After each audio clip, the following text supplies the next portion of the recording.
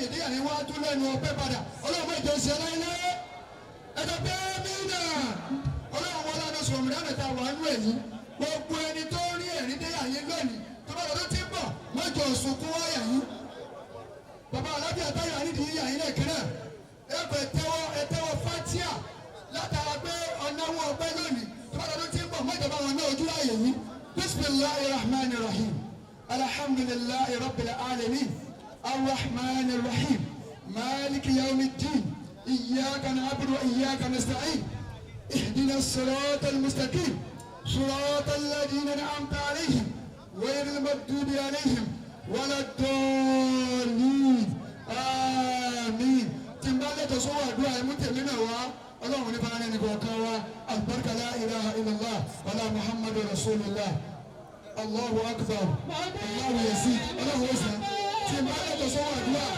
اللهم بوالي الكلام فاتيانا اللهم نسيب علينا بقى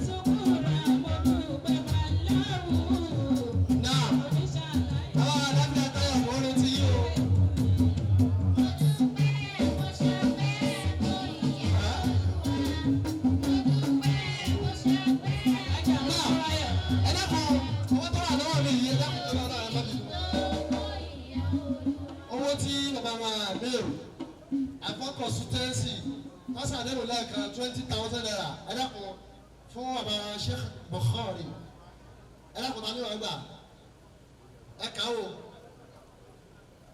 20,000 ẹ̀ bá gbé títóbi fọ́lọ̀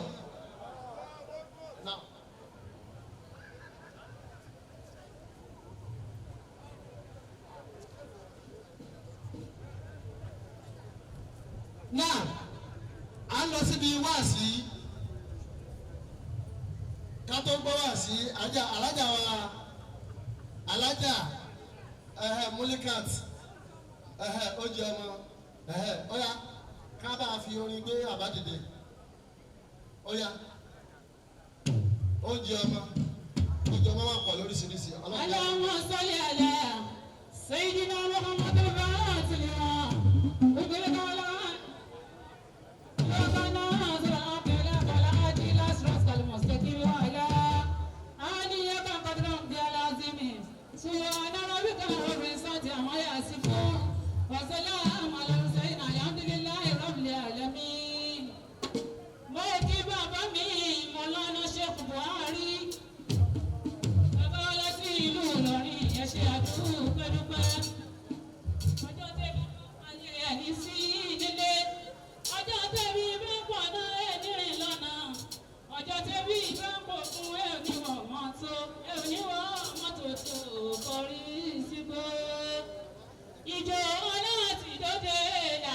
Hey!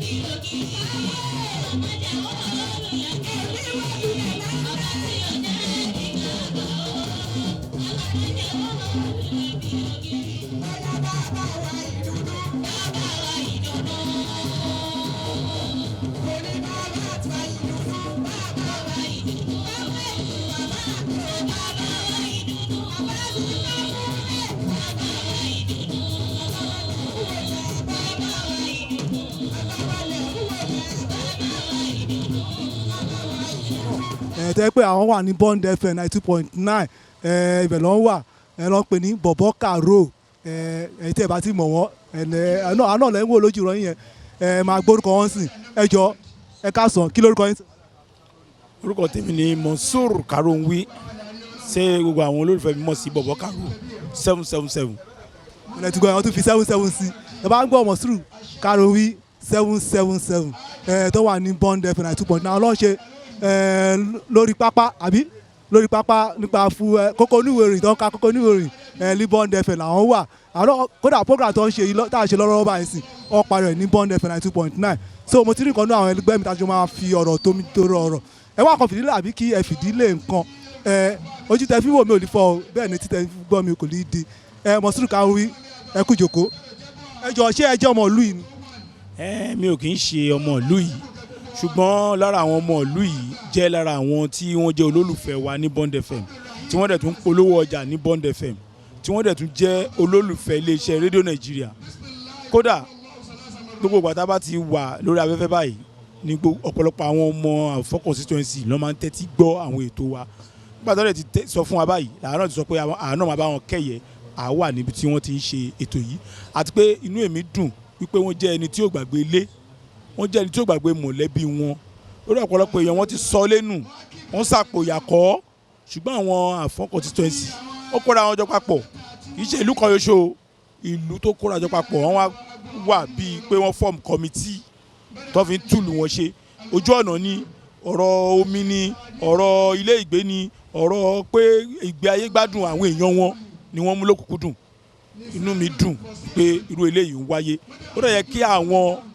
ìlú míì náà wà òkọ́ṣe rere látara àwọn Afon constituency náà káwọn náà kóra wọn jọ kó máa ṣètò ìdàgbàsókè lágbègbè wọn. ẹ ṣe gan sa ṣé ìgbà àkọ́kọ́ tẹ máa wá síbi Ramadan public election àbí ẹ̀kejì. ìgbà ẹlẹ́ẹ̀kẹta tẹ̀ máa wá lélẹ́yìí ẹlẹ́ẹ̀kẹta tẹ̀ máa wá lélẹ́yìí. kí ni díẹ̀. ìdí tí mo yẹ sọ bẹ́ẹ̀ ni wípé kó tó di wípé wọ́n ṣe alákọ̀ọ́kọ́ wọ́n ti kọ́kọ́ ṣe ètò kan tí wọ́n fi yan àwọn ọmọ ẹgbẹ́ ní ibí náà ni wọ́n ti ṣe nígbà náà òun náà fi yan ọmọ ẹgbẹ́ tí wọ́n fi ṣe àkọ́kọ́ rú ẹ̀ ìdí tí mo yẹ sọ pé ẹlẹ́ẹ̀kẹta nìyẹn pé ìjókòó yìí ìkẹta tẹ̀mí bá wọn jókòó lélẹ́yìí ṣùgbọ́n nígbà táwọn máa kà wọ́n kà ní ẹlẹ́ẹ̀kejì ìdí tí mo yẹ pé ní ẹlẹ́ẹ̀kẹta lélẹ́yìí. ẹ má bínú sí mi pé mo. kọ́ fẹ́ gbé ìgbìmọ̀ kalẹ̀ bíi pé wọ́n fẹ́ ṣe ìdíje ńsì ẹ̀mọ̀ kan máa ń ṣe press conference ló máa di ìdíje àkọ́kọ́ so ìjókòó ẹlẹ́ẹ̀kẹta lélẹ́yìí tẹ̀mí bá wọn jókòó ẹ má bínú torí pé látàárọ̀ tí mo ti interview wọn ẹlẹ́ẹ̀kejì ni gbogbo wọn parọ́ bàtàlẹ́ pé ẹlẹ́ẹ̀kẹta wọn àti ń parọ́ so ẹ̀tọ́ àlàyé yé mi báyìí sìn ó ti yé mi bẹ́ẹ̀ ni à ń parọ́ òótọ́ ọ̀rọ̀ la máa ń sọ ẹjọ́ fẹ́ kẹ́ fún ìmọ̀ràn ẹ̀kọ́ fún àwọn ìlú yẹn ní ṣókí ìmọ̀ràn ní ṣókí. àmọ̀ràn tèmi ní ṣókí ni pé kọ́ má gbàgbé ilé kọ́ dẹ̀ má bára wọn yòdì tíjàmbá ń bẹ láàrin wọn kó parí ẹ̀ kí wọ́n dẹ̀ rí dájú pé wọ́n pawọ́pọ̀ sowọ́pọ̀ fìgbàlùkọ̀ ṣọ̀jà kan dá owó papọ̀ owó tó má dẹ̀ dá kó má jẹ́ papọ̀ ẹnìkan ṣo ló máa lọ kó jẹ́ pé àpò ìkówósí kọ́mítì ìgbìmọ̀ tó máa tún àwọn nǹkan tó nílò nílùú wọn tó máa tún ṣe torí pé irú àwọn èèyàn báyìí náà máa ń kó èrè oko délé bí àpẹẹrẹ tó lọ sílùú òyìnbó sí tó padà wá sí orílẹ̀-èdè Nàìjíríà láì mú kankan dání ẹni pé nígbà tó ó fowó ṣòfò tó yẹ pé ó kù díẹ̀ kẹ́mi tiẹ̀ náà kó gbé sájò àní gbé sájò ẹja rántí ilé o. ok ẹ ṣe gan sa kẹ́ tó dárúkọ yín lẹ́ẹ̀kan sí ẹ máa sọ kókó níwòrìn gangan tó ń ṣẹlẹ̀ kókó ń fẹ́ kẹ́ sọ o lẹ́yìn bá tá sọ kókó ẹ máa wá sọ pa fúbọ́ọ̀ gangan tó ń lọ káwọn mọ̀ pé ẹ̀yin gangan lẹ́yìn. àkọ́kí ń sọ kókó bẹ́ẹ̀ yẹn nítorí wípé ọ̀rọ̀ ló bá mọ kó mo rò wá tí a bá ti wọ orí rédíò ẹ̀yin náà mọ̀ pé bí ìgbà tí a wà lórí ẹ̀gùn ni bí pé a máa ń gbé nǹkan wọ̀ ni so ẹ̀yin gan-an mọ ohun tí mò ń sọ wípé a máa ń wà nù spirit kan tá a fẹ́ ka kókó inú ìwé ìròyìn á dẹ̀ wà wájú wa a kì í formulate ẹ̀ tí lórí pápá náà a máa ń lọ sí ibi ìdíje lẹ́sẹ̀ kùkù ohun tó bá ṣẹlẹ̀ ó ṣojú mi kòró ẹ máa ń gbọ́ tí wọ́n sọ pé ìdíje lẹ́sẹ̀ kùkù ládùúgbò mi tí yò ẹnìkan fẹ́ máa yọ ké ó délé ó bẹ́bà ó délé ó bọ́bẹ̀ kò mẹ́ni tó sọ̀bẹ̀ kò mẹ́ni tó tẹ̀bà ó wá lóun fẹ́ yọ kéètì ẹ jẹ́ kájọ pawọ́pọ̀ kájọ ṣe ká lè gbèlú wa lárugẹ èyí tí mo fẹ́ sọ nípa ti eré ìdárayá ìyẹn lórí pápá ni wípé Nàìjíríà sì lè pegedé fún ìdíje ife ẹ̀yẹ àgbáyé ìyẹn tá a bá borí gbogbo ìdíje mẹ́fẹ̀ẹ̀fà tí à ń lọ lọ́wọ́lọ́wọ́ báyìí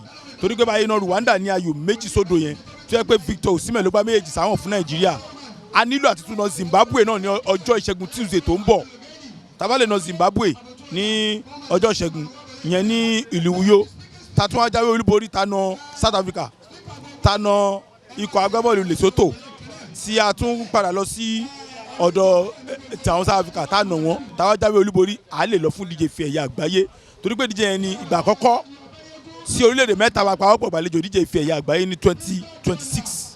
ọ̀pọ̀ kàrò máa ní kí n tún ilẹ̀ kí n máa sọ̀rọ̀ ẹ lè sọ̀rọ̀ láti ẹni dọ̀la mo mọ̀ pé iṣẹ́ wa ni so gbàtà àti ìríṣẹ́ sí lè po ọlọ́ọ̀lọ́ọ̀ kò ń ṣe ọlọ́ọ̀tì mi. ó ga kí lórúkọ ilé ẹ̀kọ́ sí kọ́ lè mọ̀ pé ìgangan lẹ́yìn. orúkọ tèmi ni Monsur Karonwi aka Bọ̀bọ̀ Karo 777 èmi ní atamátàsé ẹlẹ́sẹ̀ mọ̀ọ́gbà mọ̀ọ́ta tó ń gbà yòó méje sáwọn láàrin ìṣẹ́jú méje tí mo sọ jẹ́ sí nọ́mbà keje 777 ẹ máa. يا ibi adé nísìnyí àfa Lukmanu ń bẹ ń jòkó àfa àwa ni gbogbo ohun tí wọ́n bá tún ṣe lẹ́yìn èyí tẹ́mi bá ju máìkì ilẹ̀ ni mo ti débi báyìí tẹ́ mọ́tà tí mo dé lẹ́yìn èyí tí ń ṣe lọ́wọ́ yìí lẹ́ẹ̀tọ́ ṣe ń tẹ́ fẹ́ ṣe àwọn ọ̀gá ọlọ́pàá sì ń bẹ láàrin yín wọn ò lè mú mi lérí èyí tẹ́mi ń wù yìí ọmọ. إلى صراطك يا رب اهدنا دائبا. àwọn àṣà yìí àfàwọ̀ Lukman àwọn àṣà yìí ọlọ́run ṣe wá jámọ̀nà àwọn àṣà báyìí. واجعل هدانا لمن تهدي لهم سببا. ẹ̀yin àṣà ẹ máa dunnú ọlọ́run mà sóore fún yín o.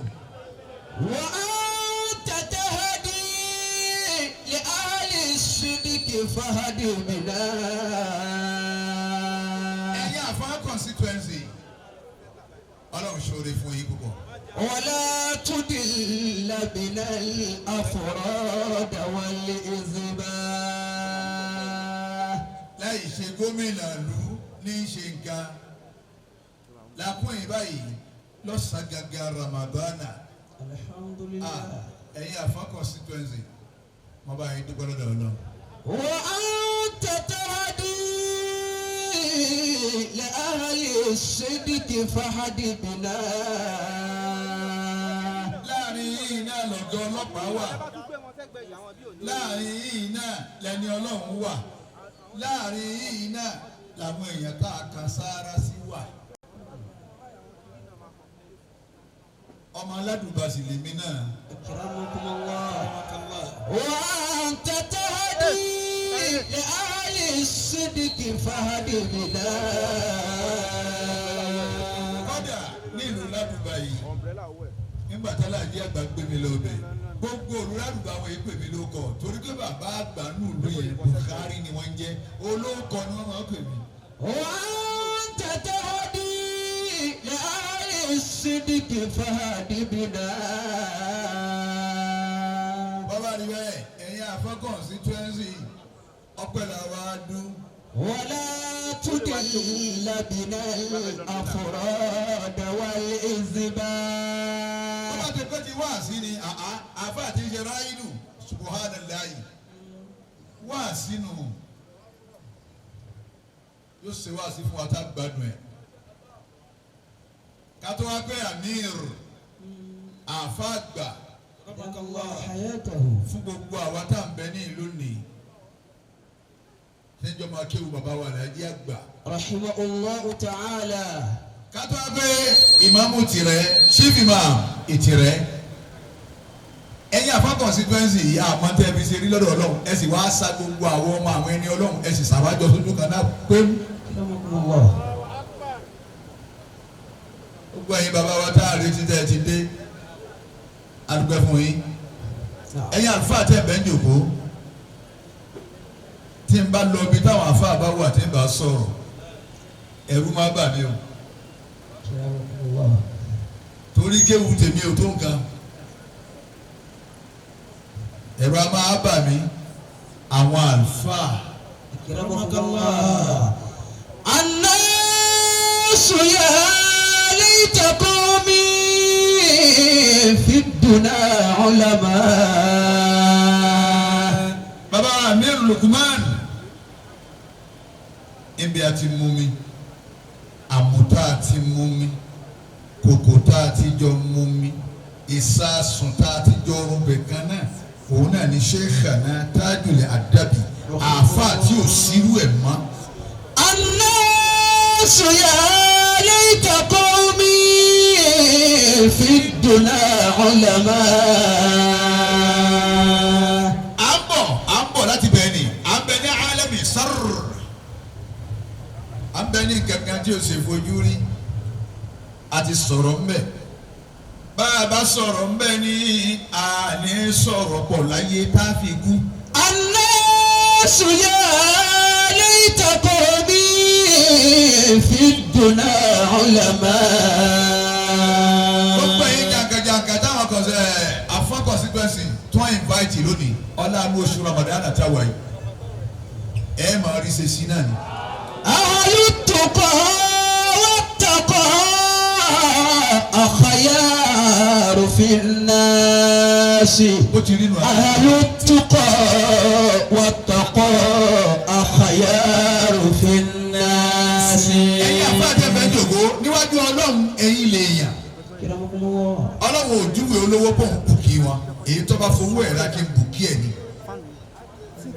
Ọlọ́run kò júwe olólá pé mo bùkí wọn èyí tó bá fọlá rẹ̀ sí kí n bùkí ẹ̀ ni.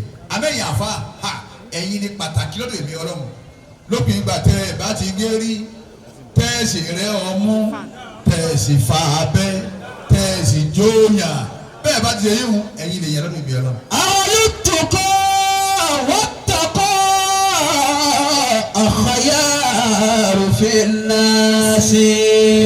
Àfáà Lukman àfáà Àgbàlá Adébí bọ́rọ̀ bá dàrú wọn ni ẹ̀sọ́dọ̀ àwọn àfáà.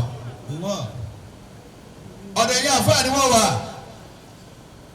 bọ́rọ̀ bá tún yẹjú tán wọn la dúpẹ́ o ẹ̀já bá wọn àfáà. àlùtùkọ̀ wọ́tàkọ̀ àkàyàrò fìnnàṣì. ẹ dákun bàbá wa chairman ẹ fún mi lóko àwọn tá a fẹ́ gbowó lọ́wọ́ wọn. ẹni bẹ́ẹ̀ mi ti ń bọ̀ láti Ìlọrin tààrà èmi fẹ́ ṣe àwọn tá a bá jọ jẹ́ ara kan náà àwọn àfa ni wọ́n pè wá yìí kí n tètè débẹ̀ ni Ìlọrin mo ti dé yìí kì í sẹ́lẹ̀ kankan ní.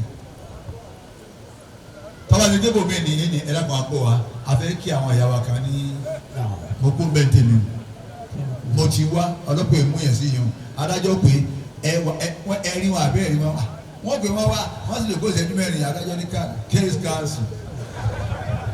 àhàbáàbù fil ilmi bil ìsìlámì àbúrò. ọ̀pọ̀ tí Amir Lukman bá sọ pàdé bó ti rí nù. khulasa'u lillahi bil ìsìlámì kannasi. nínú àwọn tí máa sọ̀rọ̀ yẹn tí wọ́n máa wọ pé bó ti rí nù nínú ẹni Amir Lukman wa ẹ̀rí tí ń sọ tí ó ń ké bíbà tí ń ké.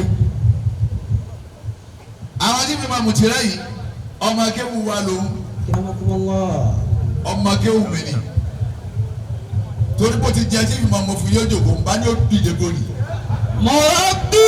ọ̀pọ̀ àmẹ́ni ọlọ́mùbá ti pọ́nlé àyíká alábùkù bàbá yìí mọ̀ ẹjọ́ kò lè bàbá sí mọ̀. mọ̀rọ́bí Kamaluddini sirru sa'adati. wọ́n gbọ́ ẹ̀yà dàbíyà anywhere àtẹ bá wà gbogbo ọba dàbíyà ẹ fàlájà gbà ṣe fáàrí bẹ́ẹ̀ bá fi wọ́n ṣe fáàrí ẹ má tànù bá àáfàá láàfáà kankan àáfàá yín ni ẹ pọ́nlé èmi ò rí ẹni ó lè sọ pé mọ́sọ̀rọ̀ àwọn adájí àgbà nígbà tí ò sí rè. murabbi Kamaluddini. ṣe ìwọ ọmọ sẹ́tọ̀ fọ̀gá rẹ proud bọ́ ọba ti fọ̀gá rẹ proud ajẹ́kọ̀ọ́gá rẹ ọ̀dà sí ọ ìhàtọ́gá rẹ kọ sí ọ̀dà. murabbi Kamaluddini sirru sa'adati. tí gbogbo wa ń gbé kí àwọn ọmọ kí wà láàjì àgbà náà ló ṣokùnfà rẹ̀ ẹ wo iye àwọn tá a ké mú wájú wọn ni gbogbo wàhálà àwọn kí wọn fẹ́ kẹ́ ẹ́ dé èèyàn kọ̀sọ́mọ àwọn kankan níwájú tí wọ́n ń kọ́ ń kéwù àwọn ọmọ ọlọ́mọ ni. famọ́fíìsì gàrí àtọ́ni yà ṣe ìpínmọ̀ zọrọ. talọ́lọ́wọ̀n ní sànú ẹ̀yà àfa ta ló wí bẹ́ẹ̀. bí sírì tó fi. ẹ̀ ń bọ̀ ajẹ́tùmọ̀ bí àìdákéwù owó làwọn àgbà ní. ẹ̀ ń dààmú kọmọlọ́mọ olè jẹ́ èèyàn ẹ̀ wọ́n wà sí àgbáyé ọ̀ dààmú kí ni bí ẹni tí ọmọ adá dúró ni wọn yálé wọn mọ́ bàbá owó dé bá máa dọ́dọ̀ wọn mọ́ wọ́n sì ṣe wàhálà wọ́n làágùn oúnjẹ àárọ̀ wọn wà sí àgbáyé àjọ jẹ́ láago mẹ́fà rọ̀lẹ́ ni oúnjẹ àárọ̀ lérí pé ń kọ́ yẹn kí kọ̀sọ́mọ wọn kankan wájú wa bá ti dàbí 100 mẹ́jọ níwájú ẹ̀ tá à ń kéwù kéwù débi pé ẹ̀ sì máa sá lọ èmi èèrà yèé sá torí bó ti jókòó èmi ló ní dìde dúró bọ́ bá wí èmi ò wí àwọn ọmọ akéwò gbé bó máa bẹ́ sá sí bàbá mi ní pé mọ́nà bàyí ọlọ́mọ́sà bá ń kẹ́ mọ́nà bàyí èyí ṣe wọ́n rù mí wọ́n dàbí gá àwọn akéwọ́n tí mo ní náà ó ti sún kálukú ni wọ́n wà kú ẹ̀rí náà ó ti sún kálukú wọ́n wá ṣe gbogbo wàhálà ni níbi ọmọ ọlọ́mọ ọmọ mi bẹ ń kéwu la àríyá rẹ̀ mọ́ àrí bàbá rẹ̀ mọ́ wọ́n wá sí àgbáyé náà ní òun náà ní ń ké tà fún ẹ wá ní wọn ò ní wà ní jẹ́ náà tá a dé lérí ibú òní àwọn yìí. bí sírtù fi dùnìyà. àwọn àfa ebi lẹ dúró dè nísìn kó tó di pé mọ̀dẹ́ni tó fọ́nkáyé ó wà sí àgbáyé ní ṣe wàhálà náà bàbá alájí àgbà ní sáyẹn òun la wá fọ́nkáyé sọ́ọ̀mù àwọn lọ́wọ́ afọ́nkáyé àbẹ́mi ẹ̀mọ́ ọlọ́mọ. bí sírtù fi. ọ̀nà táwọn afa ò fi gbà wájú ọlọ́run lọ́lọ́run fi ń gbé ìfẹ́ràn ẹnìkan láyé èmi ọlọ́run nínú àwọn ẹ̀dá mi tí mo dá sáàtì sàwùsù. a'udhu billahi minash shaitanir rajim. ẹni bá fẹ́ràn mi kọ́ bá ń parí ẹ̀. bismillahir rahmanir rahim. innama yakhsha Allah min ibadihi al-ulama'u. إنما يخشى الله من عباده العلماء. wàtúnkẹ́ ulama'u tó gbẹ̀yìn mo fẹ́ gba fatia. إنما يخشى الله من عباده العلماء. ẹ̀yin àfọ̀gọ́ constituency ọmọ sí o kí n tún lọ bìkan ni bọ́lá ń lọ dáwọ́ pé yàn yìí ń lọ island wọ́n ti gbé kalẹ̀ ń bẹ̀rẹ̀ nísìnyí ẹ̀ ń lọ ìlú wa ń lọ ìlú wa. إنما يخشى الله من عباده العلماء. àwọn tí olùkùnmán àwọn ẹ̀yin gẹ̀dẹ̀ ọlọ́run ò ní ẹnìkan àfọlọ́run àfààní wọn ẹ̀yin tọ́lọ́run kẹ́ jẹ́ ń tọ́jú wọn bẹ́ẹ̀ bá tọ́jú wọn ẹ̀ lè rọ́nà lọ́dọ̀ ọlọ́run ẹ̀yin tọ́lọ̀ ń bá kẹ́ ọ ní khuz min amwalihi mú nú owó wọn bí wọ́n ẹ̀ fún wa lówó ìyẹn bá fún ọ kí ló máa fi ṣe sàrà. àwọn kan bẹ nínú àwẹ̀ yìí náà ní gbogbo sàrà àti wọn nínú àwẹ̀ yìí ni yàwó àrí kòkò sí kámẹ́nu ọ̀nà àwọn ìyá àlọ́ pé bí 100 lérí kòkò ẹ̀kọ́ ẹ̀kan ṣoṣo kì í ṣe pé yà máa rọ lọ́wọ́ ẹ̀kan ṣoṣo náà ní èrò báwo bá ti á tán ẹ̀kọ́ tán nù àánú tán nù ó tún dá àwẹ̀ mi àwọn akẹ́kọ̀ọ́ ìbẹ̀ wọ́n sàn ṣe sàárà lónìí ó lóore fún ọ lọ́dọ̀ ọlọ́run ó sì tètè mú ọ dẹni ọlọ́run níjọ́ àlìkìyà àmàkọ́lọ́ wọn sàánú rẹ kẹ́ni kó fojì rẹ sínú ẹ lọ sàwọ́dì ni àwọn olówó wọn tọ́lọ̀ ń kẹ́ ṣèṣì ní tó bọ̀ rẹ gbogbo wákàtí kan wọ́n ti dé àwọn olówó tí wọ́n ní owó gidi kẹ́sọ́ wọ́n rẹ̀ dẹ́ fún rẹ̀ ní gbẹ̀ngàn yìí yahaji post yahaji fisabilillah yahaji fisabilillah yahaji ọ̀sán àbẹ̀ kó ṣe pé tòun ló fi sínú ló fi break ó ti gbọ́n tá nàbí sọ́npa rẹ̀. sallallahu alayhi wa sallam. ó ṣe sàárà ọwọ́ lọ́rọ̀ rẹ̀ ó yẹn jù ó ṣe sàárà ni àwọn kan bẹ wọ́n ní di sàárà bẹ́ẹ̀ ni bá rí wọn ẹ ti mọ̀ pé àwọn eléyìí ní di sàárà wọn lẹ́nìkan àfọlọ́hún kátó wá gbà wà fà bẹ́ẹ̀ bá kú àwọn náà lè ń bọ̀ á pé ẹ̀yin àfà ọlọ́run ló sì mọ ẹ̀yin náà ọba yìí pé ẹ ní sílábọ̀ọ̀sì ni tẹ̀lé mọ́ mọ́sálásí pé ní ìyá rẹ̀ bá kú lóògùn láago kan òru 200,000 ní ká tó lè wẹ̀ ẹ̀ kà wá kú ẹni bá bá rẹ̀ bá kú lọ́sàn-án gan 100,000 tẹ̀tí lẹ́mẹ̀nà ọ̀nà mọ́sálásí ẹ̀ kà wá kú ẹni tí ẹ bá kú láàárọ̀ tá ẹ̀jẹ̀ jí tá kálukú náà ń tẹ́tí ṣe sáà nínú ilé ẹ̀ tá a tún máa lọ gbẹ́ sáré òun mú tiẹ̀ 120. ìnàmá. ń bọ̀ ẹ̀ kà wá kú ọbẹ̀ ṣe bá dé ọwọ́ àpàwọ̀ àfa láàárọ̀ wọ́n wá lọ náwó eré ibú kan fún abáyé àwọn 500 mẹ́rin ẹjọ́ mo fẹ́ kí n tún ṣe ti next year fún 2,500 tuntun àwọn ọmọ tó ń wá dé wọ́n dé rọ̀lẹ́ àwọn àgbé ohun ọmọ líle bàbá olùbàdé tó bá gbé wèrè wá ìtì sọ̀rọ̀ nígbà tó bá kó náà máa wò sí tó kó fáwọn afáàrọ̀ lẹ tó kó fún wọn ní àárọ̀ tó bá kó wájú tèmi wọn náà gbọ́n tó gbọ́. ebi parí lẹ fi ń di owó lọ wájú wọn àwọn àfáà tá a sìn yín ni ìjọ lẹ rí Dangote kẹrí jígà lọ́wọ́ ẹ̀kọ́ ọmọ gbé sàárì ẹ̀ nìkan Ọ̀tẹ́dọ́lá ìjọ lẹ rí kọ́ ọmọ gbé sàárì ẹ̀ nìkan àwọn àtẹ́ bá ń bẹ̀ náà ni èyí tó rànjú kúnnú yín tá a máa ń tẹ̀ lọ́ kojú bọ̀ àwọn tá a fèsì ẹ̀.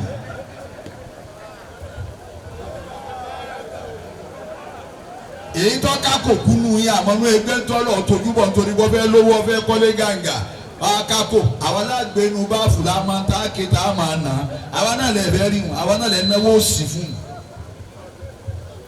un àná ìmọ̀yẹ̀wò báwọn máa nà ẹ ó pàṣẹ ọmọ àlùbáríkà ó ní pé ẹ ti dìde owó nu ọkọ̀ọ̀kọ̀ gbiná sàṣẹ wọn ẹ wo bàbá yín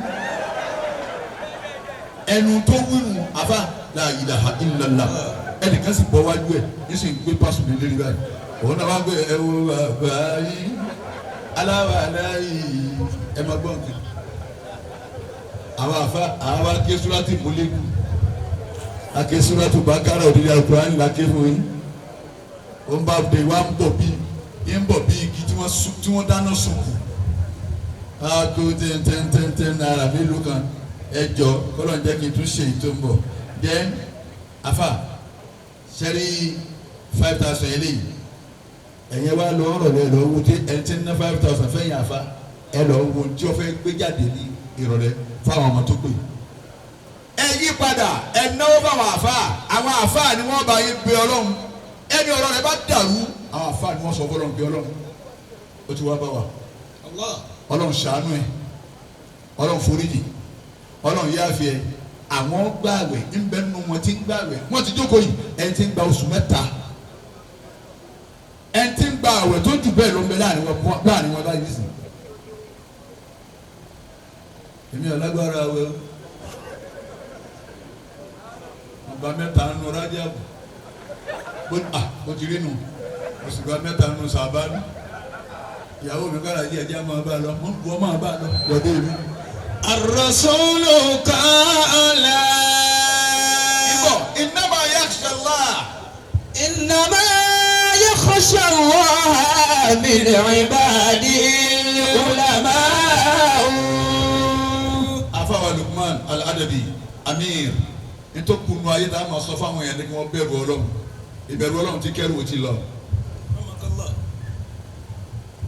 kọ́dà lọ́dọ̀ àwọn àfa ìbẹ̀rù Ọlọ́run ti kẹ́rù ó ti lọ. gbogbo tá à ń ṣe láyé lónìí àwọn àfa àtà náà ṣe ni wọ́n fi ń péjọ wọ́n sì pe Ọlọ́run nísìnyí yóò sì máa dáhùn àwa péjọ akóra wájọ yá máa ń dáhùn wá níbi aláwọ̀ yá máa ń dáhùn lórí Ọlọ́run tó sì ń bọ̀ àlẹ́ ẹ̀ka bá gbé mo rò pé ẹ̀ gbádùn. إنما يخشى fẹ́ràn ara yín ẹ̀yin àfa ẹ̀ fẹ́ràn ara yín ẹsẹ̀ tẹ̀lẹ́sẹ̀ níyìn inú ọ̀tẹ̀lẹ́nu bó ní ṣe gbàdúrà yín. ní eléyìí sára wa àwọn eléyìí àwọn gò wọn mọ kéwù àwa nù àwọn dàbí àwọn bá wù kéèyàn bá dàbí ọmọ kéwù láì sí kéèyàn sí rè àwọn sùmùránù àwọn ìgbà wọn sì Ọlọ́run wa mú kálukú kuranu kata nabi kéèyàn alájọ ké sallallahu alayhi wa sallam. bọ́ ọba ṣáájú òrun fàátì àti àdàbíyà òkè. Fati àwọn náà marikasi òkè fati àwọn náà lè sùnmùrà òkè kọ́dà ńlẹ̀ yíbò fati àwọn náà wọ́n òkè. kí ló wá kù tá a fẹ́ràn ara wa tá a wá gbà fúnra wa gbogbo wa kọ́ láti jẹ́ èèyàn.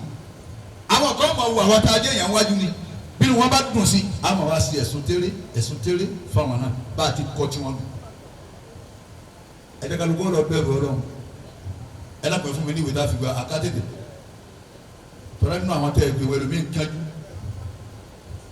tani kí n ká gbọ́ pé aláàjì wa Wahab ọ̀nà lápọ̀ àwọn dà ẹlẹ́kùn àárẹ̀ ti local government òkè owó ọ̀kẹ́ owó àárẹ̀ tiẹ̀ aláàjì Wahab dà comrade ẹ máa bọ̀ ọlọ́wọ̀n ní níta ìfi nílé rìn déwájú wa níyàn ọlọ́wọ̀n ní ṣe fún yín máa ní bọ̀dá dáa bí wọ́n rí ọ ẹ̀yin tiẹ̀ nídìí ẹ̀ tọrọ ẹ lára díẹ̀ ẹ nídìí kẹ́ ẹ máa rìn dáadáa ọlọ́run wọ́n sà sọmọ tèmi náà lọ́mọ tí wọ́n ó pè láàrin èèyàn báyìí táwọn èèyàn máa wò. Amina. nípa dáadáa ni o bàbá wa Abdul Wahab ẹ máa ẹ ṣeun comrade ọlọ́wọ́ wọlé gbogbo jama yìí ayé àwọn ọmọ yẹn dájú sí yẹn lọ. Amina. àwọn ojú ẹ̀mí náà lọ́wọ́ ṣe bẹ́ẹ̀. Amin. àbí wọ́n yẹ sáámi nìyí. Amina. ìjókòó àwa Afon constituency kí lè fún wa ní Ramadan aláwọ̀ ẹ sọ̀rọ̀ pẹ̀lú confidence ẹ gbà mo fẹ́ kẹ́ ẹ sọ̀rọ̀ kẹ́ bold ẹ gbà ìwà ọmọ yín ni wá lọ àkàjá àfáà ni ẹ gbà kẹ́ bold kí lè fún àwọn Afon constituency.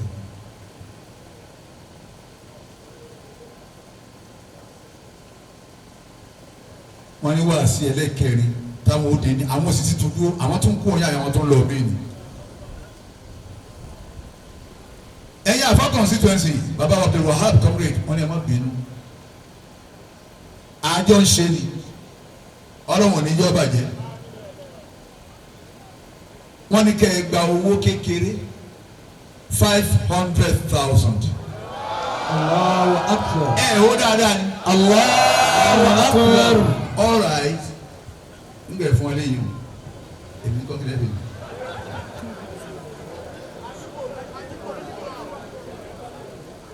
sẹ́rẹ́ ìtẹ́gbẹ́ fún mi wà láyé ta láyé ní fún ẹnìkan kan bẹ́ẹ̀ kí lẹ́ẹ̀ fáwọn àfáàtàn yóò bẹ́ẹ̀. wọ́n ní èyí náà 100,000. Allahu Akbar.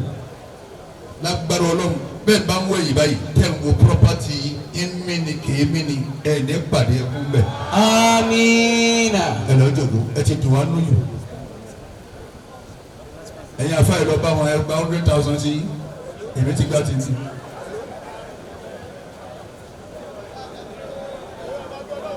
tatu ni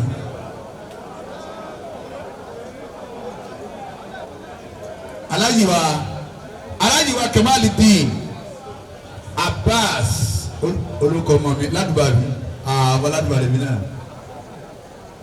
sẹ́ẹ̀mọ́lé wa ní ládùúgbò ilé kanjí níbẹ̀ mo gbé ọlọ́mọsá bankẹ́ bàbá wa imam ọlọ́bankẹ́ yà wà má ọlọ́bankẹ́ alhaji Muhammad Nuhu àwọn èèyàn dáadáa ìyá ni igun yẹn màálìmù mo ti gún yẹn tán àwọn náà bá máa láàsì tiwa pẹ̀lú ẹja ìka ọlọ́run wọlá bí n ti rántí ẹ̀ mọ́sàbá ń kẹ́yà náà. Amina.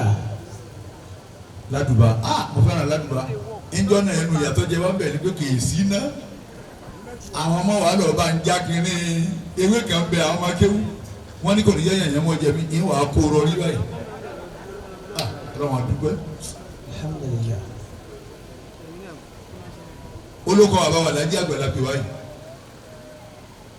olùkọ́ àbáwọ̀ làjí àgbà uswatun hasanatun uswatun hasanatun lana fi kamalina uswatun hasanatun. Uswatun hasanatun lana fi kamalina uswatun hasanatun. ọlọ́wọ́ wọlé àwọn àlàjì àgbà ò ní parí ẹ máa fa mìíràn wá lọ́wọ́ kí ló fún Afon constituency.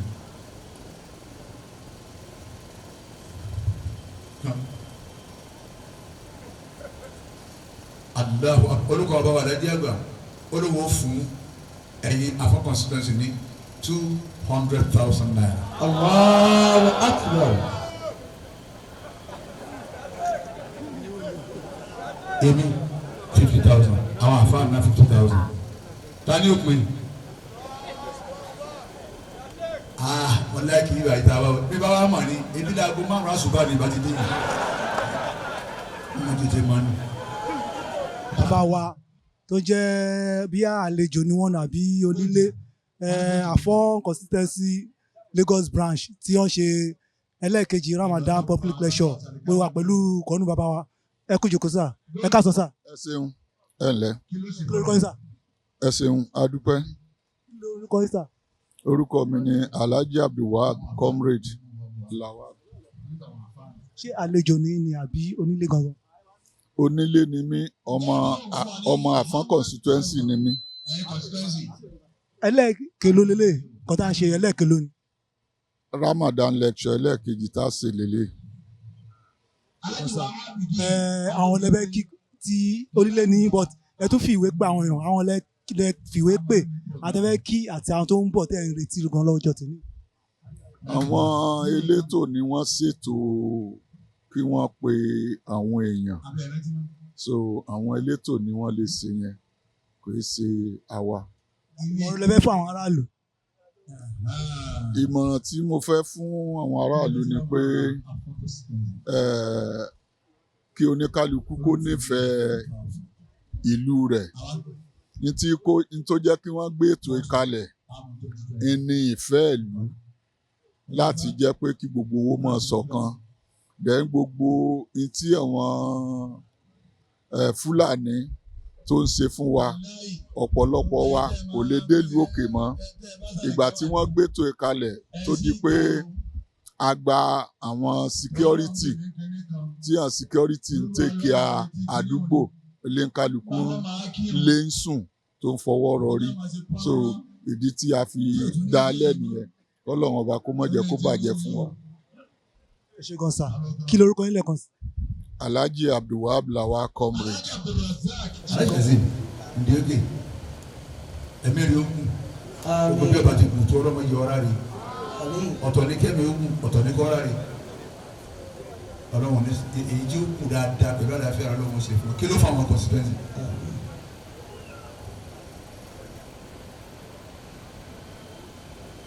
ọlọ́run fún wọn ní 300,000.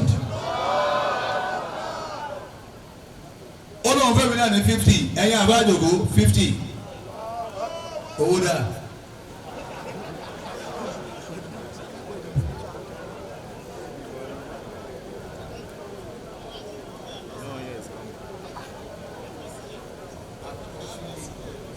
Alhaji wa Muhini Akọ́sílẹ̀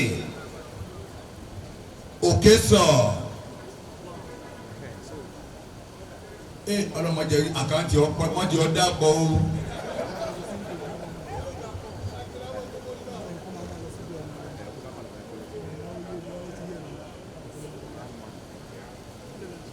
ọlọ́run dákun jẹ́ ṣàdúrà kakọ́ ló wọ́n gbà irú wọn ti gbé owó fún ankáàsì ni gbogbo àjẹbà fún wa lówó lákùnrin wọn tàṣẹ tí wọn gbé fún ankáàsì ni.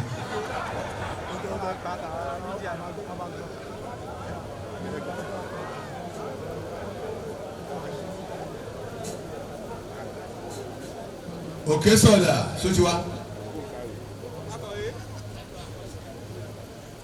wọ́n ní òkè sọ̀ ti fún wa ní 300,000 aṣíwájú ọlọ́run jọ dáa fún wọn ní bella broad ọlọ́run bàbá àfisọ́ ẹ̀ sọ tátún ni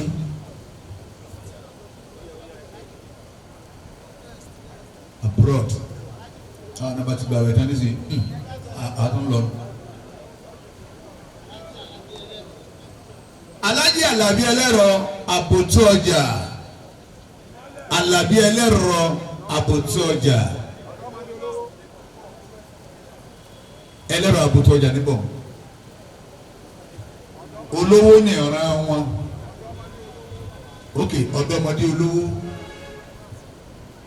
máa bọ̀ wájú mi ní tọ́ ọlọ́mọdé ọmọ àpètà pé bẹ́ẹ̀ bá ṣe pé tọ́lọ́ ń pé dé mo ti lówó rí ọlọ́run ní òun ní sọ ọdún tàbí ẹ̀ láyé.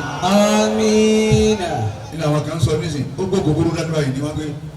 lábẹ́rẹ̀ mi lẹ̀ ilé márùn-ún ni mo kọ́ bí báyìí pé nǹkan tó dé tí mo lù tà. wọ́n ń pè ọlọ́run ọ̀sán àánú yín gbogbo tó gbé dání ọlọ́run ní ṣerú ẹ̀ fún ọ̀rá ilé. kí ló wọ́n fa àwọn constituency. ọlọ́run fún wa ní 100,000 àwọn owó dà àmọ̀ tí ẹ kẹ́ràn èlé olóògùn 20 ẹ̀yìn fẹ́ 25 ṣètìmọ́ 25 million aráàlú wa ń bọ̀ àwọn afáàtì ẹ̀jẹ̀ kò ń bọ̀ èrè ó ti wọn bọ́lọ̀ fún ẹni náà 20 ẹ gbọ́dọ̀ sọ pé kó fi kún o.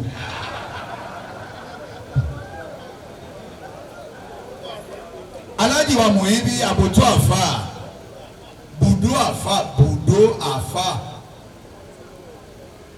Alhaji wa Muyibi bùdó àfa wọ́n wá bùdó àfa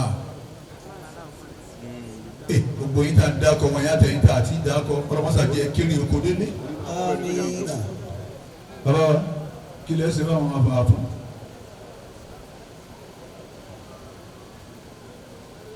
Kí lè wá sí lórúkọ bùdó àfa bàbá wa ní àwọn fún yín ní 100,000 lórúkọ bùdó àfa èlò lẹ́bẹ̀ẹ́ mi.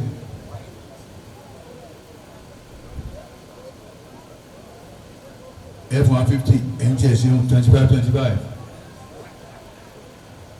ọlọ́wọ́n jọ dáa fún yín ẹ lọ bá wa bá wọn òbó láti rówó.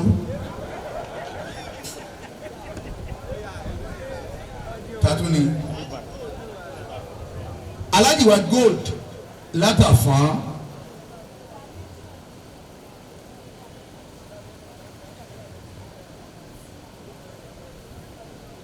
Alhaji wa gold látàfán ẹlọba bàbá wa bùdó ọkùnrin ti ṣe tiẹ̀ o.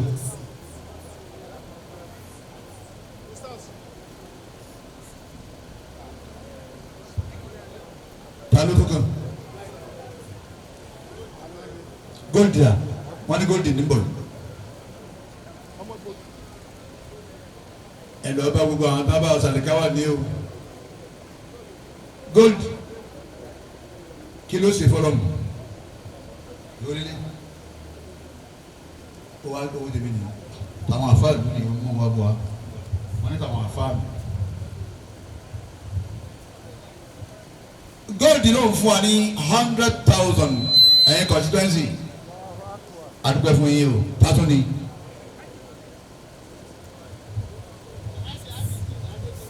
Alhaji wa Abidin Adébíyìnpé ládùbà ìlú mi tó nà àwọn ọdún mi pọ̀ gan o ládùbà nílé kíni abẹ́ ìrántí mọ́ ilé kílọ̀dọ̀ yìí kí lè fẹ́ ṣe báwọn Afon constituency ó lóun fún yín ní 100,000 àwọn 40 àmọ́ 2020 ọ̀parí ẹ̀yin afá òun náà fún yín 20.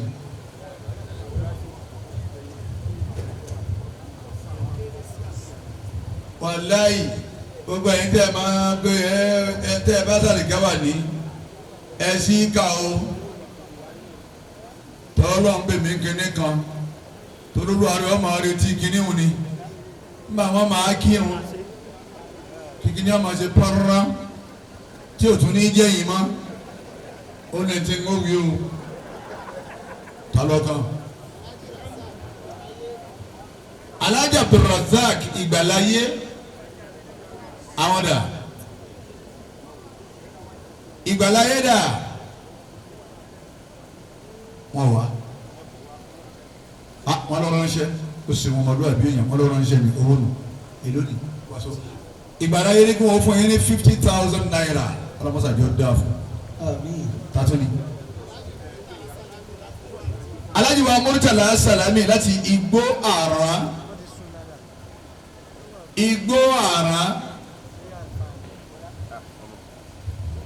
ọ̀rẹ́ kọ́ àwọn ọmọ yìí àbí Igbó Àrà ní bọ̀ ẹtúpẹ́ nìkan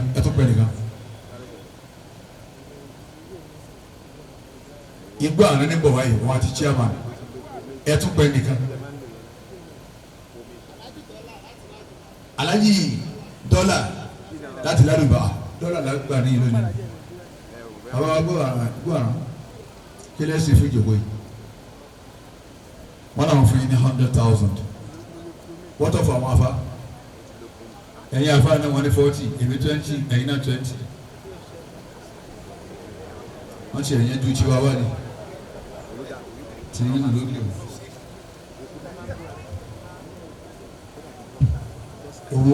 owó ó lọ sí ni.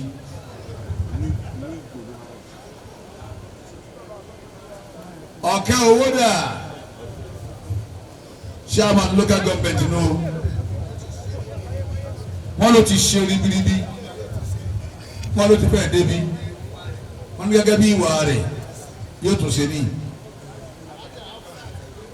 alájà wa afsa ẹlẹ́nubọ́dà ọ̀ya tó pẹ̀ nìkan afsa ẹlẹ́nubọ́ ẹ̀ máa bọ̀ tàtú ni. alájà Mulikat ìyá Santana.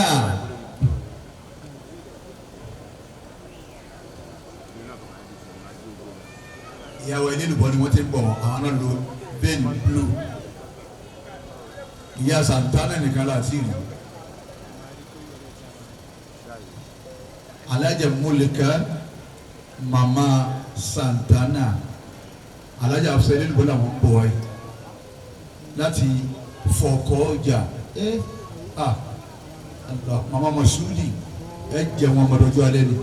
Amina. ẹ ṣe mama kí lẹ fún wa ẹ̀rí ayọ̀ náà jẹ́ abímọ tí ó tọ́jú wa ọmọ mi ò tọ́jú ìyá kò tọ́jú bàbá ẹ̀rọ àmọ́ ti tún dàbí múndíá ìlérí ibú ọmọ yìí tí ìtọ́jú wọn gbogbooro àjámúlòdò sílọ̀ ọmọ bí àṣẹwò ní kulala èyí tí kò wúlọ fáwọn alájà lẹ́gbẹ̀ẹ́ màmí ẹ ṣàdúrà fún mi.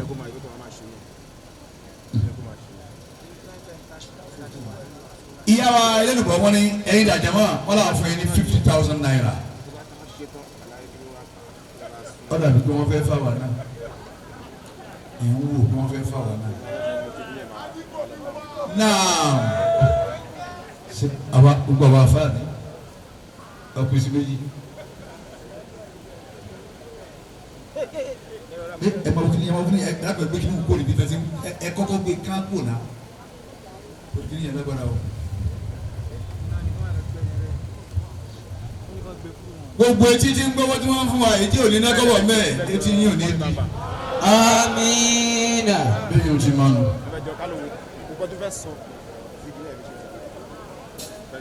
ta ló tún kàn ọ̀pàdé àbí àdóde local government afa ọlọ́jẹ̀ wí méjì ká máa lọ. Ar-Rasulu qala. ẹ bá farabalẹ̀ anabuwa Muhammad yé sáwẹ̀ ni o jẹ́ rí anabi yòókù. Sallallahu alayhi wa sallam. kò dùn mọ́ mi tó ẹ wí kí wọ́n gbọ́n ta bá ń bẹ ní. Sallallahu alayhi wa sallam. La ilaha illallah. ẹ wo ìyá yẹn ìjàmá wọn ní kí wọn má bínú owó ìgbé ó kéré wọn ò pé àwọn ìfẹ́ ìlú làwọn bá wá. Allahu akbar tani gbowó wọn tani gbowó yìí ẹ wò ìyá yìí wọn lè pé àwọn ìfẹ́ ìlú làwọn bá wá.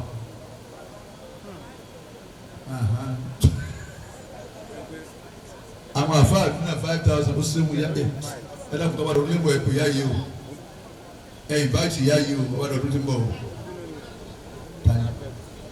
fi ń gbá dọ́là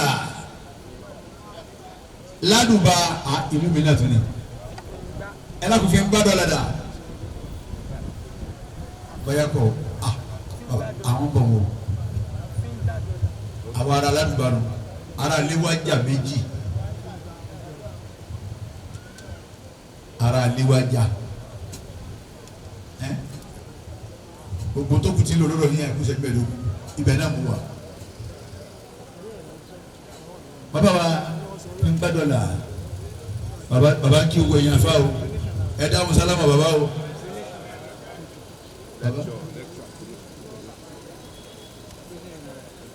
bàbá wa wọ́n ní lórúkọ ìlú ládùúgbà làwọn fi wá bí.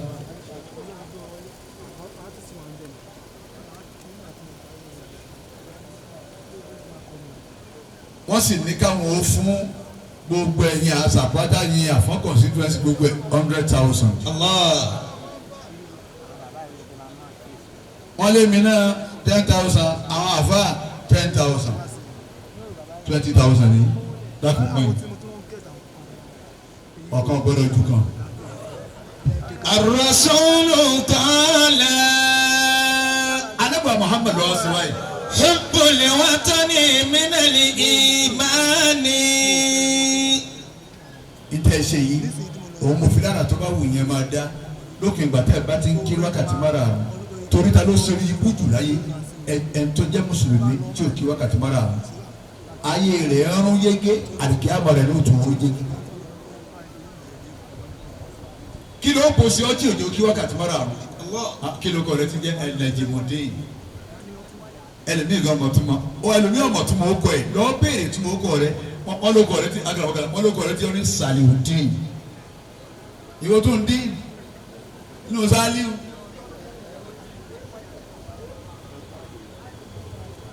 ọwọ́ ń jó kọ wọ̀nyí wákàtí márààrún ọ̀wá mọ́ ọ la ó lè rí odò ọlọ́run dé. Hubbul watani. káfẹ́ràn lu ẹni. Minal imani. N bẹ nínú ta kà gbọ́dọ̀ wọn bá gbọ́dọ̀ kíyàmá tó a bá ti fẹ́ràn lu rẹ sí ọ̀rẹ́. Faqala. Gbọ̀ngbọ̀n owó de.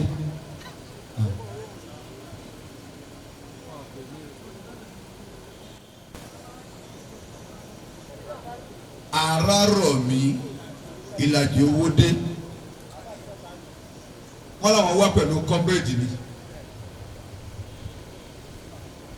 Wọ́n ní àwọn fúnra ara wọn ọmọ àwọn ìyàwó àwọn fámílì àwọn ẹni ń fẹ́ràn àwọn ẹni táwọn ń fẹ́ àwọn náà donate báwọn ti lágbára wọn 50,000 20,000 tàwọn àfáà náà tèmi 10 tàwọn àfáà 10 ọ̀kan gbọ́dọ̀ jù kan ẹgbẹ́ káfẹ́ràn lu ẹni. Minal imani. Inú ta kà púpọ̀ náà bá gbọ́ ní jọ́lì kìyàmá. Faqala rajulun watani. Ọkùnrin kan wá ní ìlú mi o. Mali bigairiki ishqan watina. Kò sílùú kan tí mo lè jẹ́ra rẹ̀ tó lè dàbí ìwọ ìlú mi. Ọmọ ìlú wo ni ẹ ọ̀bọ̀dàgbà mi. Ìlú wo ni ẹ àpòtọ́ àfààní mi. Ìlú wo ni ẹ gbogbo àrùn ni mi. Ìlú wo ni ẹ ó fi sèfáàrí ó sì máa ní ládá lọ́dọ̀ Ọlọ́run ọ máa ní ládá ni wọn bá sọ pé àwọn ìlú òkè ìwọ náà ní ẹ̀pẹ̀lẹ́ ẹ̀yin ìlú abẹ́ omi. Mali bigairi ishqan watina. Fama ahamiyatu hubbul biladi. Kí wàá ní pàtàkì kéèyàn fẹ́ràn lú ẹ̀ bọ́n bá ti fẹ́ràn lú rẹ̀ èsì èèyàn mánu ọmọ ìlú rẹ̀ ò fẹ́ràn ìlú kan náà ni ọ̀wá fẹ́ràn kí ni sí ọ ẹnu ìlú kan náà jọ ni ìtẹ́ bá ń ṣe jẹ́ ọmọ sí ọ tọba gbọ́dọ̀ ń gbọ́ ìtẹ́ bá ń kà jẹ́ ọmọ kà ọ tọba gbọ́dọ̀ ń gbọ́ torí pé ọmọ ìlú kan náà ni ìlú kan náà lẹ́jọ́ ọ̀rá rí wọ̀ padà. Fil akhawatu. Ọmọ ìyá bẹbẹ ká fẹ́ràn lọ rẹ ẹdọmọ ìyá lẹsìn ẹdọmọ ìyá àtẹdọmọ ìyá lẹkọọ lẹsìn ẹ̀yin lẹjọ kò yìí bẹ́ẹ̀ nìkan bá ń ṣe nǹkan nù yìí ẹ bọ báàdì ibẹ̀ ni wọn àpá wọn àfọnù ẹ àwọn asanu àwọn akínní nù ni ẹdọmọ ìyá àbẹdọmọ ìyá. Wal hubbu. Lẹ́yìn ìjọba ìyá ẹtù wa ní ìfẹ́ ara yẹn mọ wàlú kan yá yín. Wa ta'awanu. Ẹtù wa wá fọwọ́ sowọ́ pọ̀ lórí kẹsì dáadáa ẹ̀rí ìfọwọ́sowọ́pọ̀ là ń lò lọ́wọ́ yìí náà là ń lò lọ́wọ́ yìí tani bẹnu ayé jẹ́ fẹ́ràn lu ẹ̀ bọ́n bá ti fẹ́ràn lu rẹ̀ eléré ibú ẹ̀dá ní tọ̀ kọ́dà bí òjò ahéré méjì lọ ọ́ máa fi sàkọ́ni inú mi nù. Wan nasratu bayna ahlil bilad. Yóò sì máa jẹ́ pé à ń ran ẹni lọ́wọ́ fáwọn aráàlú kan náà àmọ̀ràn wa lọ́wọ́ tó bá ti fẹ́ràn lójú ó ti máa rí nù ni. Wa tamanna al-khayra wal amali. Biladaka. Biladaka qaddimuha ala kulli baldatin. Ẹ gbá wọn àfa àwọn ará yọrùn. Wa min ajliha aftir wa min ajliha azumi. Sheikh Lukman Amir afa ni Biladaka. Bí ìlú rẹ̀ biladaka. Sọ́sọ̀gbò ló ti wá náà. Biladaka. Akọ́yọ̀ ló ti wá. Biladaka. Abílọ́rin ló ti wá. Biladaka. Ibi yóò tó lè wá ìlú rẹ̀ ni ó gbé lérí. Biladaka qaddimuha ala kulli baldatin. Gbogbo àtàjọgò mi torí ìlú wa la fi wá jòkó. Torí ìlú wa ni. Àwa tẹ́ ẹ pè ọ̀kan náà ní wa, ẹ̀yin tẹ́ ẹ pè wá ọ̀kan náà ní wa. Afánijẹ́ sọ fún ìlú rẹ̀ ni ọmọ tì síwájú. Biladaka qaddimuha ala kulli baldatin. Máa tì inú rẹ̀ ṣáájú, máa tì ṣáájú. Wa min ajliha aftir wa min ajliha azumi. Ẹlẹ́pẹ̀já jíṣẹ́ wọn kọ́ mọ̀ kó jíṣẹ́ ó fún ìlú ní 50,000. Àfáàrọ̀ Kazeem láti Alájá wá sí ẹ̀rùn láti Alájá yìí kọ́. Ń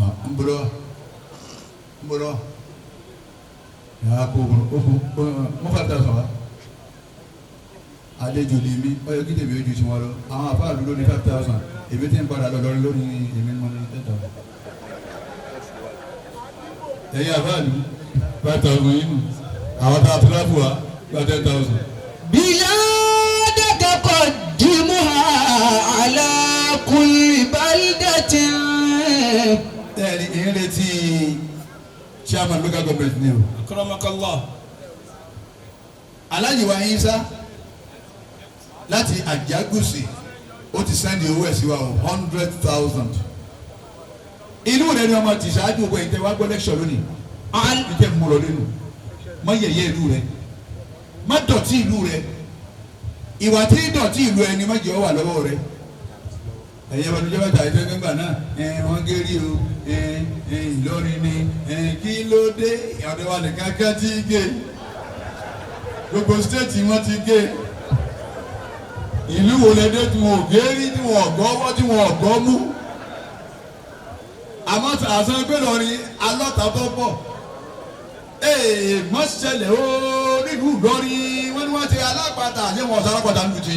Biladaka qaddimuha ala kulli baldatin. Ẹ̀yin kan lẹ sáré rí abẹ́yìn kẹ́kẹ́ rẹ rí ìtàn kọ́ ẹ̀bẹ́yìn kan lẹ rà àbí torí dáadáa kẹ stéètì wo mo ti kéré kése wọn wá múra kankan àwọn òsì ní dìnnáyìn pé kì í sọ ọmọ Ìlọrin ni òun ló bó kọ ara ẹ̀ jẹ́ kò bó kọ Ìlọrin jẹ́ tọ́ba bó kọ Ìlọrin jẹ́ ni àwa súnmọ́ra wa bá ti súnmọ́ra wa yìí àti ẹ̀ nílé wá bí lónìí ẹ̀ mọ iye ẹ̀mí tí wọ́n wú sókà ẹ̀ mọ iye ẹ̀mí tó parẹ́ sí sókà tí wọ́n ní wọ́n tún gbọ́ àwọn mi pé à ń bẹ́ yà yìí níbẹ̀ wọ́n kú sí à ń sọ ẹyọ kan kéré jọ́tí Ìlọrin ti ń bẹ ẹyọ kan jọ́tí Ìlọrin ti ń jẹ́ ẹyọ kan náà ẹ̀dá wáyé ẹ̀sẹ̀ gé o tómi ó sì ní wáyé mọ́. Biladaka qaddimuha ala kulli baldatin. Báwo ti jẹ́ nìyẹn níjọ́ tí ẹ̀ bá ti bẹ tí ọba ti fẹ́ràn lú ẹ̀ èèyàn jákujáku ni gẹ́gẹ́ bí tọ́pìkì tẹ́ fún mi lónìí ìlú yìí lẹ fẹ́ràn ẹ ọbẹ̀ ti kóra yín jọ ẹ ọbẹ̀ ti ṣara yín jọ ẹ sì ń fìfẹ́ tẹ̀léra yín ẹ ń fìfẹ́ bára yín lò ó dájú pé bẹ́ẹ̀ bá pe Ọlọ́run yóò dá yín lóhùn pẹ̀lú àṣẹ rẹ̀ yóò dá yín lóhùn ẹ dákun ẹ gbé máìkì fún àfàwà Lukman yóò máa bọ̀rọ̀ rọ̀ àmọ́ kí n tó lọ wọ́n là nẹ́bi láwọn mẹ́ta ń bẹ. Sallallahu alayhi wa sallam. Mẹ́ta ni wọ́n bí wọ́n bá ṣàdúrà Ọlọ́run ò gbọdọ̀ má gbà ẹ̀yin àfàlẹ́ jókòó yìí. Àwọn mẹ́ta anájìlẹ̀ sọ bẹ́ẹ̀ tó bá ṣàdúrà Ọlọ́run ò gbọdọ̀ má gbà yìí ń bẹ nínú àwọn mẹ́tẹ̀ẹ̀ta wọn. Onírìn àjò ni mi ìní sínú lẹ́kọ̀ọ́ yìí ńlọ sínú lọ́rin torí wá sí alẹ́. Ìjọ táwọn ti bẹ̀rẹ̀ lẹ́yìn tí ń lọ ní ń dé ní Ondo ni mo wà lánàá Ondo state mo sì dé sílé ní kẹfẹ àgbẹ̀ sáàbọ̀ mo sì rọra mo kọ́ ní ẹ̀bá ìpín tó kọ́ ní wàhálà sí alẹ́ mi. torí náà gbogbo yín ìtẹ̀ bá fẹ́ lọ́dọ̀ Ọlọ́run ẹ̀ dàníyàn rẹ̀ ẹ̀ dàníyàn rẹ̀.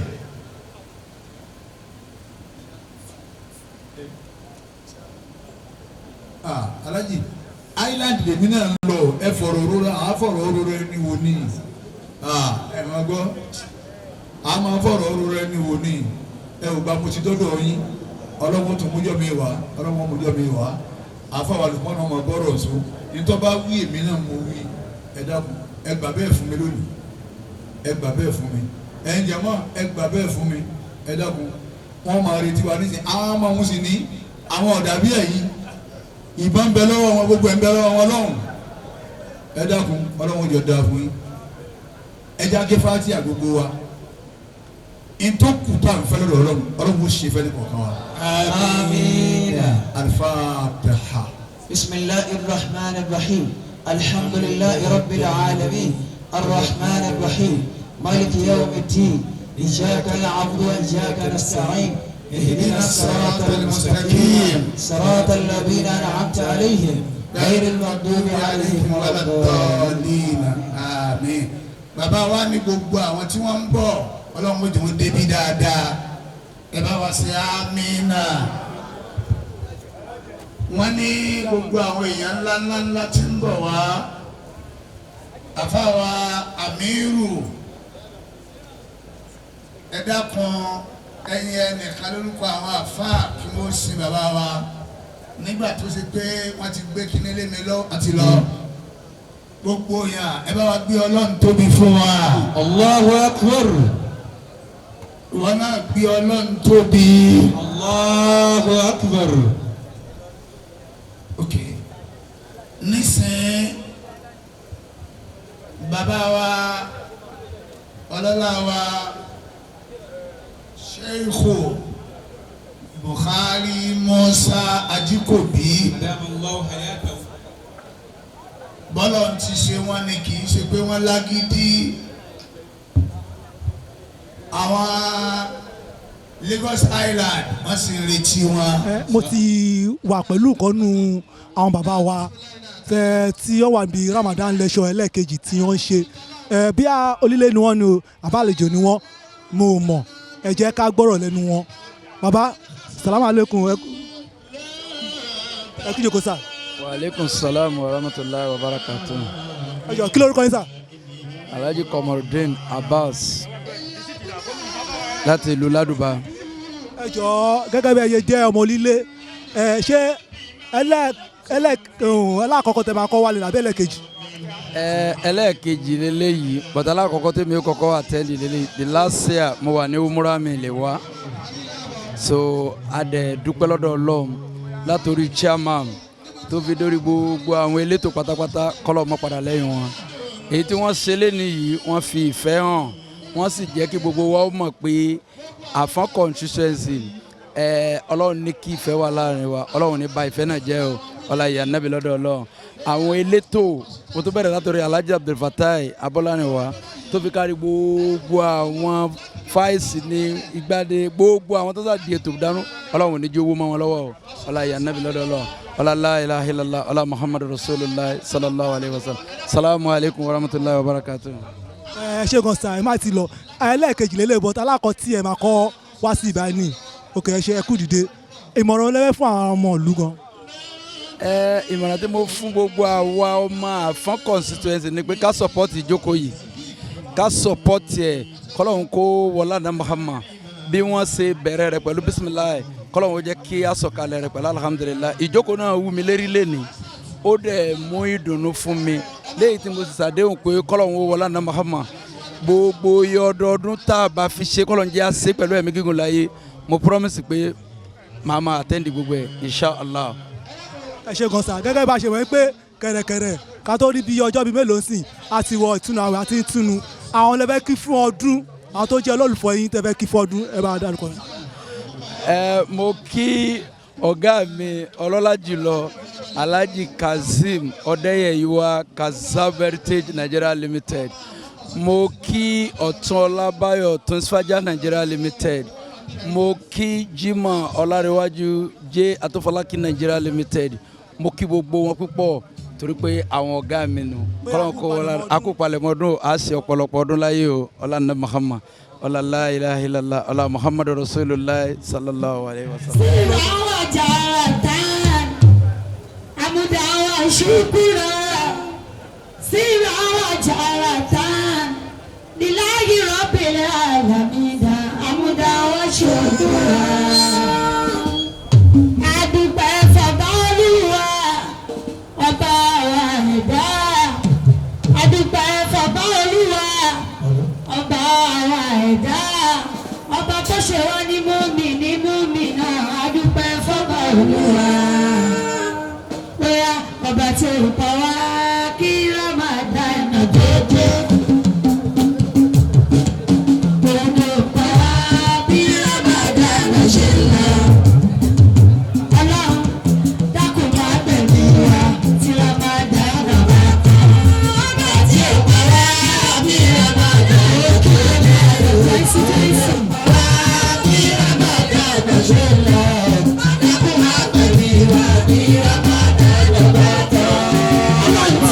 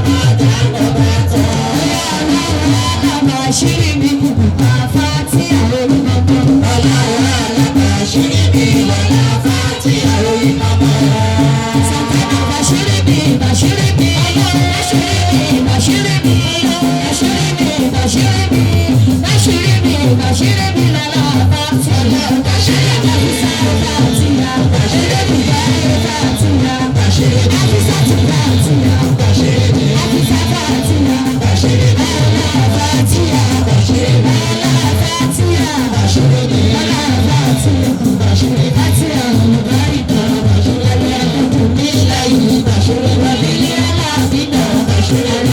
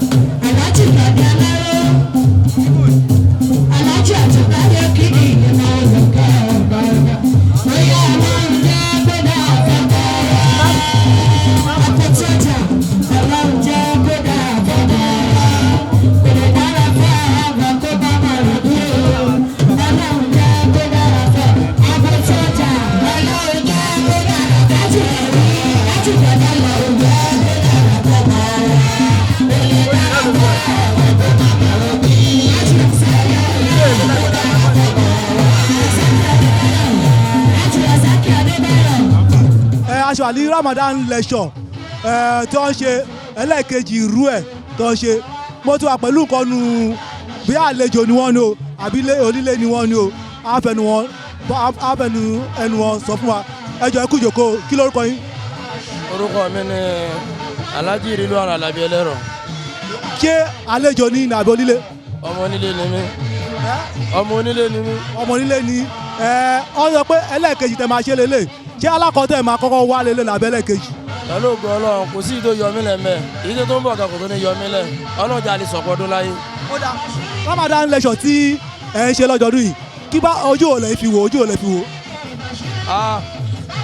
inú mi dùn sí púpọ̀ torí pé kí ni ibi ayé kó ti máa wáyé ti pẹ́ ni but alihamudulilayi ìgbà tó bọ́ sínú adúpẹ́ fọlọ́run bá adúpẹ́ Ọlọ́run bá inú mi dùn sí gan.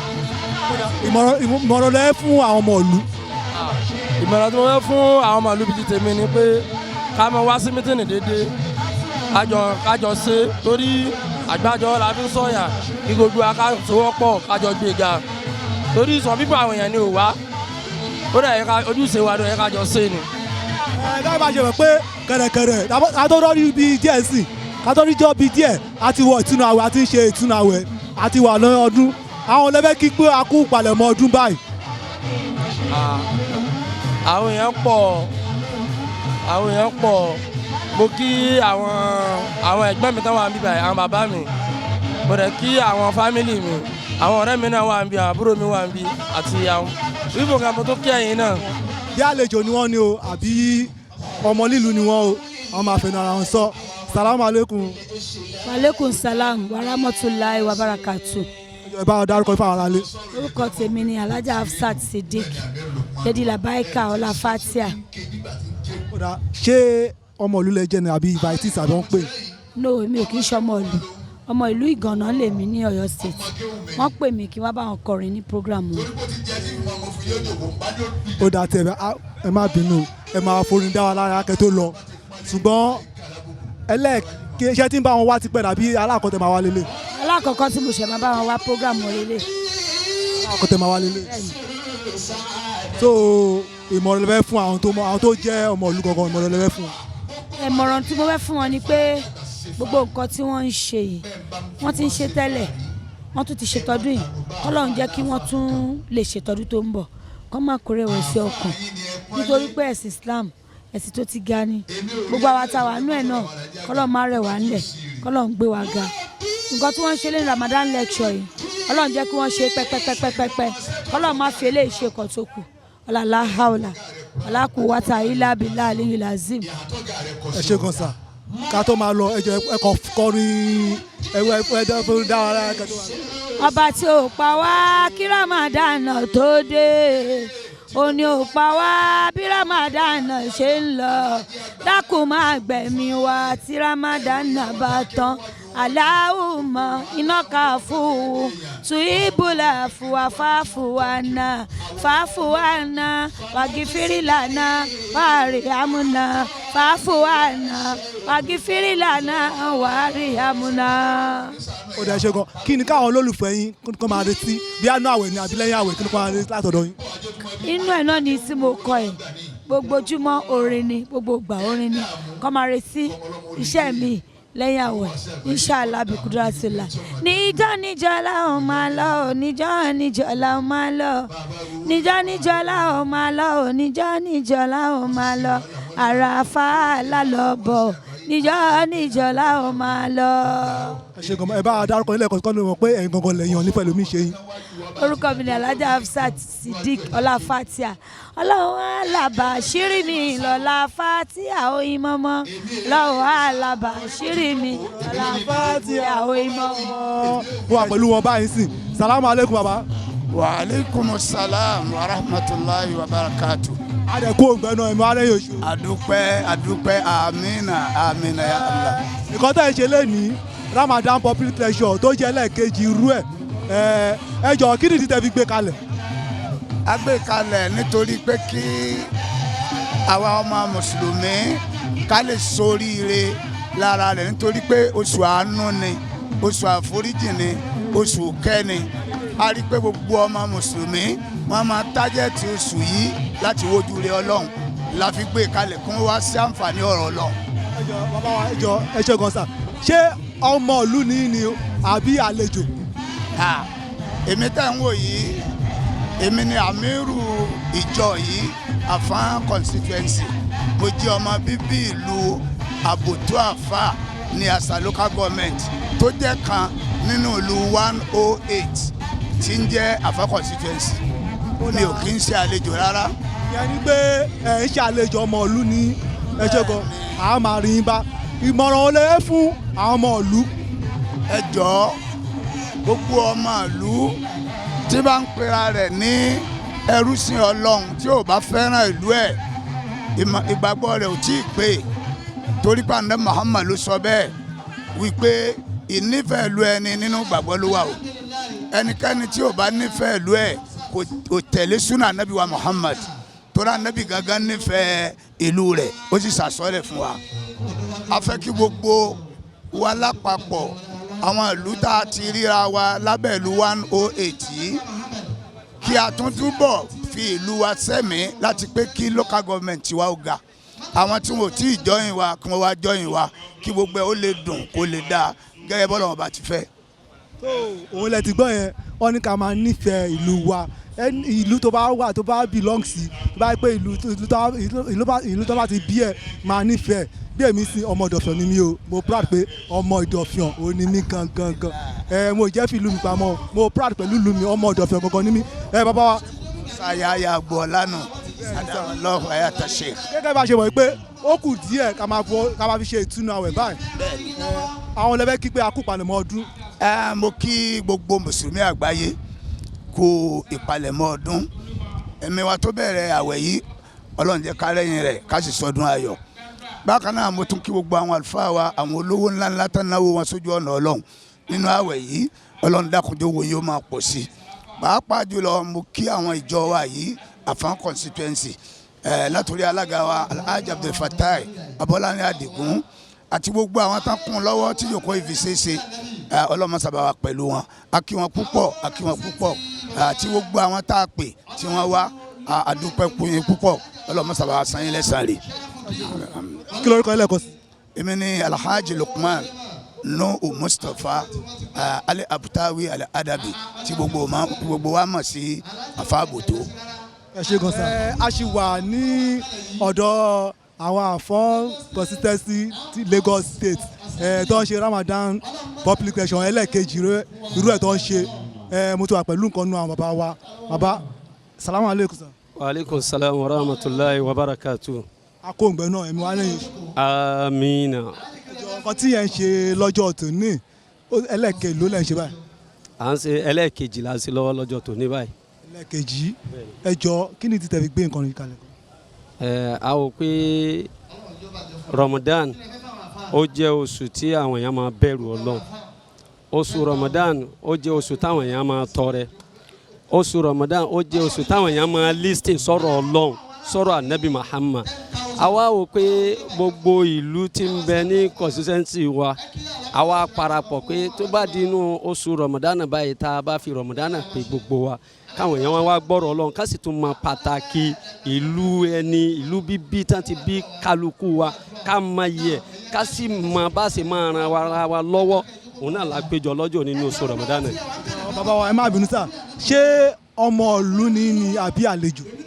ọmọ ìlú àṣà constituency ìlú àìkúlọ́lá ní ìlú tèmi ọmọ ìlú náà fi eré mi sọlẹ̀ sí gẹ́gẹ́ bí wọ́n ṣe bí Ànábì wa Muhammad ṣe lu Maka ọmọ ìlú àṣà constituency ní èmi Imam Abdulwasi Abdulrahim ní àṣà local government.